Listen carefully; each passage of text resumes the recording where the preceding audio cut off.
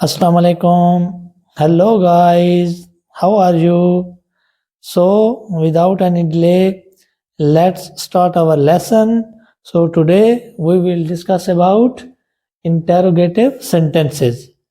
हम पढ़ रहे थे प्रेजेंट कंटिन्यूअस टेंस, उसके हमने सिंपल सेंटेंसेस देखे थे, नेगेटिव सेंटेंसेस को हमने पैसिव वॉइस के अंदर चेंज किया था और आज हमने इंटेरोगेटिव सेंटेंसेस को पैसिव वॉइस में चेंज करना है। तो सबसे पहले हम इसके एक्टिव वॉइस सेंटेंस का स्ट्रक्चर देखेंगे और उसके बाद फिर हम उसको पैसिव वॉइस में चेंज करेंगे। तो इंटेरोगेटिव का सेंटेंसेस के अंदर जो स्ट्रक्चर होगा उसमें सबसे पहले हेल्पिंग वर्ब होगी इज एम आर। इसके बाद आपके पास होगा सब्जेक्ट, सब्जेक्ट के बाद आपके पास वर्ब और वर्ब की फोर्थ फॉर्म यानी आईएनजी फॉर्म। फर्स्ट फॉर्म के साथ जब हम आईएनजी लगा देते हैं तो वो आईएनजी फॉर्म या हम उसको फोर्थ फॉर्म भी कह देते हैं। उसके बाद आपके पास हो जाएगा ऑब्जेक्ट और एंड पे आपके पास क्वेश्चन मार्क। तो इस तरह ये हमारे पास स्ट्रक्चर है इंटेरोगेटिव सेंटेंस का एक्टिव वॉइस। अब जब हम इसको पैसिव वॉइस के अंदर चेंज करेंगे तो अब हमने देखना है कि पैसिव वॉइस के अंदर इसका स्ट्रक्चर क्या होगा। सेम कि सबसे पहले हमने क्या लगाना है इज एम आर, सिंगुलर के साथ इज, प्लूरल के साथ आर और अगर फर्स्ट पर्सन आई होगा तो उसके साथ एम लगाया जाता है। तो ये हेल्पिंग वर्ब का स्ट्रक्चर है। उसके बाद हम क्या लगाएंगे सब्जेक्ट।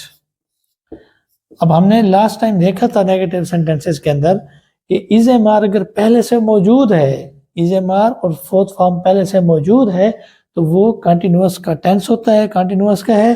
तो उसके बाद जब हम उसकी पैसिव वॉइस बनाते हैं तो इज एम आर वैसे लगता है, उसके साथ हम किस चीज़ का इजाफा करते हैं बीइंग का इजाफा करते हैं। उसके बाद हम मेन वर्ब लगाएंगे। तो पैसिव वॉइस के अंदर हमने देखा है कि वर्ब की कौन सी फॉर्म होगी थर्ड फॉर्म और उसके बाद हम बाई का इजाफा करते हैं और उसके बाद हमारे पास आ जाएगा ऑब्जेक्ट और फिर एंड पर क्वेश्चन मार्क। तो ये हमारे पास होगा पैसिव वॉइस का स्ट्रक्चर। ये हमारे पास एक्टिव वॉइस होगा और फिर ये हमारे पास पैसिव वॉइस। तो इसी फार्मूले को देखते हुए, इसी स्ट्रक्चर को देखते हुए हम इसके एग्जाम्पल देखते हैं ताकि हमें इससे बेहतर जो है वो समझ आ जाए कि हम इसको किस तरह चेंज करेंगे।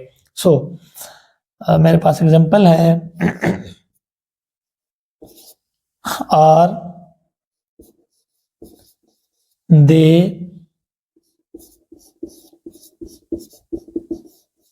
plucking the flowers। तो हमारे पास सेंटेंस है are they plucking the flowers. तो ये इसका एक्टिव वॉइस सेंटेंस है। अब हमने इसको चेंज करना है पैसिव वॉइस के अंदर।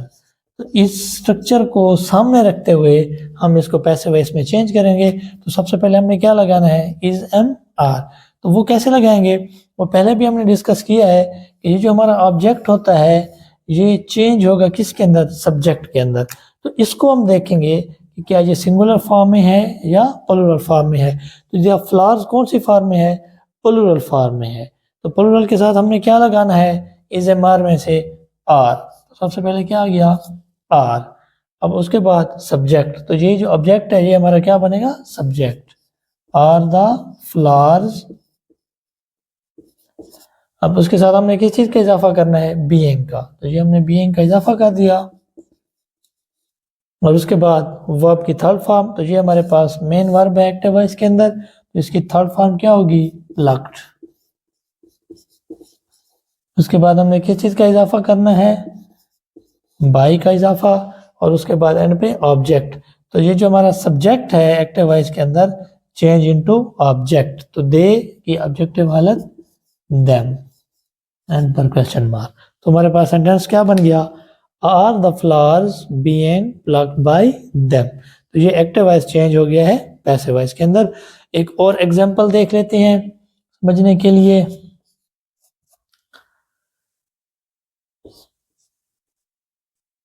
Is she driving a car.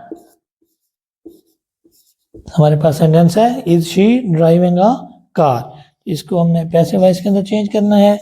तो वही सबसे पहले हमें इसको देखना है कि हमारे पास क्या होना चाहिए, helping verb is am are. तो इसके इज एम आर में किसको देखना है, अपने ऑब्जेक्ट को, ऑब्जेक्ट के मुताबिक हमने लगाना है। तो ऑब्जेक्ट हमारे पास क्या है, आकार, सिंगुलर है, तो सिंगुलर के साथ क्या आएगा, इज।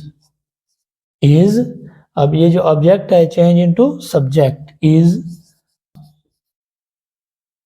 अब हमारे पास ये आ गया सब्जेक्ट आकार। अब इसके बाद सब्जेक्ट के बाद हमने क्या लगाना है, बीइंग।